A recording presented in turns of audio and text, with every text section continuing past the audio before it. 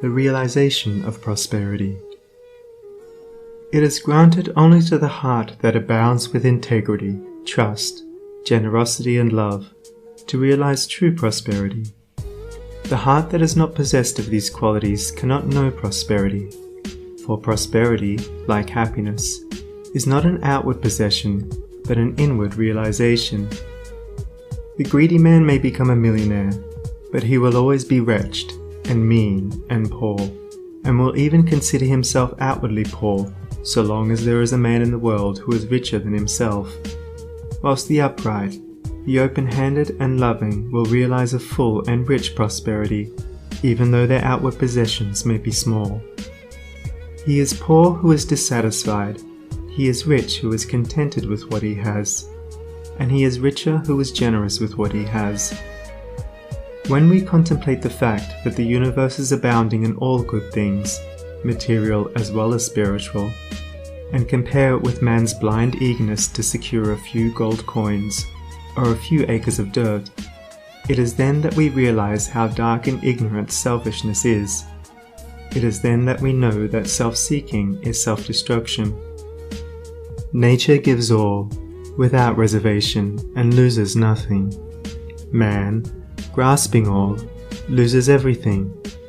If you would realize true prosperity, do not settle down, as many have done, into the belief that if you do right, everything will go wrong. Do not allow the word competition to shake your faith in the supremacy of righteousness. I care not what men may say about the laws of competition, for do I not know the unchangeable law, which shall one day put them all to rout, and which puts them to rout even now in the heart and life of the righteous man? And knowing this law, I can contemplate all dishonesty with undisturbed repose, for I know where certain destruction awaits it. Under all circumstances, do that which you believe to be right, and trust the law. Trust the divine power that is immanent in the universe, and it will never desert you, and you will always be protected. By such a trust, all your losses will be converted into gains, and all curses which threaten will be transmuted into blessings. Never let go of integrity, generosity, and love, for these, coupled with energy, will lift you into the truly prosperous state. Do not believe the world when it tells you that you must attend to number one first, and to others afterwards. To do this is to not think of others at all, but only of one's own comforts.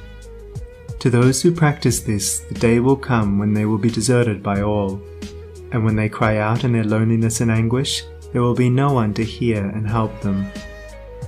To consider oneself before all others is to cramp and warp and hinder every noble and divine impulse.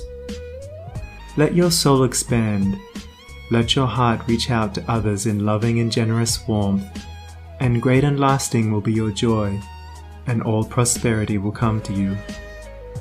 Those who have wandered from the highway of righteousness guard themselves against competition. Those who always pursue the right need not to trouble about such defense. This is no empty statement.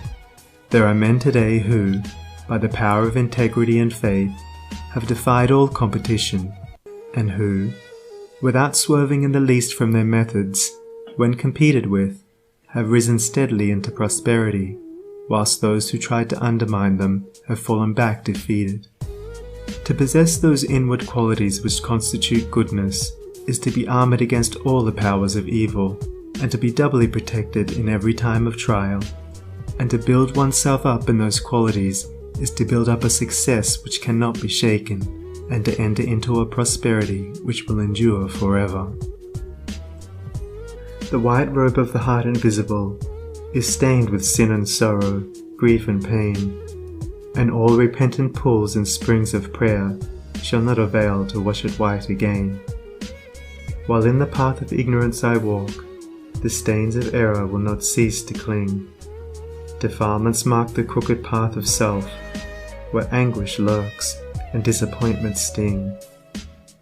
Knowledge and wisdom only can avail to purify and make my garments clean. For therein lie love's waters, therein rests peace undisturbed, eternal and serene. Sin and repentance is the path of pain. Knowledge and wisdom is the path of peace. By the near way of practice I will find where bliss begins, and how pains and sorrows cease. Self shall depart, and truth shall take its place. The changeless one, the indivisible, shall take up his abode in me, and cleanse the white robe of the heart invisible.